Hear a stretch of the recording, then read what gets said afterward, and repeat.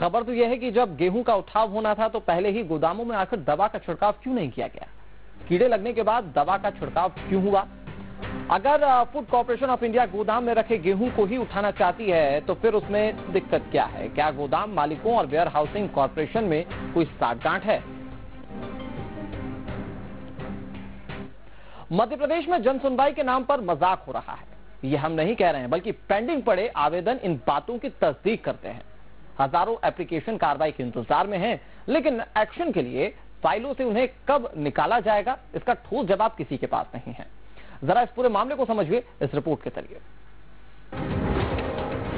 जन सुनवाई के नाम पर खानापूर्ति, हजारों की संख्या में शिकायत है पेंडिंग। कहने को तो जन सुनवाई में शिकायतों का निपटारा किया जाता है, लेकिन इसके नाम पर सिर्फ कागजी खानापूर्ति की जा रही है। आलम यह है कि लंबित आवेदनों की संख्या करीब 6000 पहुंच गई है। अधिकारी जन सुनवाई में बैठकर सिर्फ आवेदन लेकर मार्क कर आगे बढ़ा देते हैं। पोर्टल पर अपडेट करने के बाद ये लिख दिया जाता है कि संबंधित विभाग को निर्देश दे दिए गए हैं, लेकिन स्पॉट पर जाकर कोई नहीं देखता कि काम हुआ या नहीं। जिले में सीएम हेल्पलाइन, जन सुनवाई और दूसरे कार्यालयों में लंबित पड़े आवेदनों की संख्या 5500 के करीब है। इनमें से सिर्फ जन सुनवाई के आवेदन 3000 से ज्यादा है। इनमें पुलिस, स्वास्थ्य, पीडब्ल्यूडी, शिक्षा, सीपीए, बीडीए, वन विभाग, खनिज विभाग के शिकायती आवेदन शामिल हैं। जनता की समस्या को तो छोड़ दीजिए, भरण पोषण के केस भी पेंडिंग पड़े हैं। बुजुर्ग सुनवाई में आवेदन करने के बाद संबंधित एसडीएम कार्यालय के चक्कर काट रहे हैं, लेकिन सुनवाई नहीं हो रही। अब सवाल है कि आखिर जन सुनवाई के आवेदन पर क्यों सुनवाई नहीं हो रही है, क्यों कार्रवाई नहीं हो रही है? ये बताया जा रहा है कि जन सुनवाई में जो आवेदन लिए जाते हैं वो समय पर आगे नहीं बढ़ाए जाते, यानी संबंधित विभाग के पास वो आवेदन देरी से भेजे जाते हैं, इसलिए शिकायतों का निराकरण नहीं हो पाता।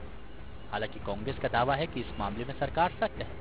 ऐसे में जो अधिकारी दोषी पाए जाएंगे उनके खिलाफ कार्रवाई की जाएगी। जो लोग इस तरह की बातें कर रहे हैं वो लोग हैं, वो भूमाफिया हैं, वो अवैध धंधा करने वाले हैं, जो अब इस बात से परेशान है कि अब शिकायत आती है तो तुरंत कार्रवाई होती है। और वैसी कार्रवाई आपने देखा कि लगातार उज्जैन में, इंदौर में सीधे स्तर पर, चाहे निगम स्तर हो चाहे कलेक्टर स्तर हो, बिल्कुल हो रही हैं। तो आज ये इस बात की सुरक्षा की गारंटी है मध्य प्रदेश में कमलनाथ सरकार के गरीब सुरक्षित है, उसका निवेश सुरक्षित है।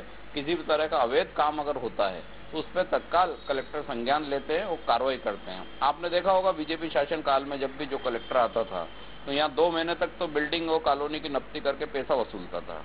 इस बार आपने देखा होगा जो कलेक्टर आए हैं वो बिल्कुल निष्पक्षता से काम कर रहे हैं, वो गरीबों के हित में काम कर रहे हैं। तो शासन प्रशासन इस तरह का होना चाहिए जिससे गरीबों को राहत मिले, और आज कमलनाथ सरकार में राहत मिल रही है। लेकिन बीजेपी का मानना है कि कमलनाथ सरकार जनता के हित के लिए कोई काम नहीं कर रही है।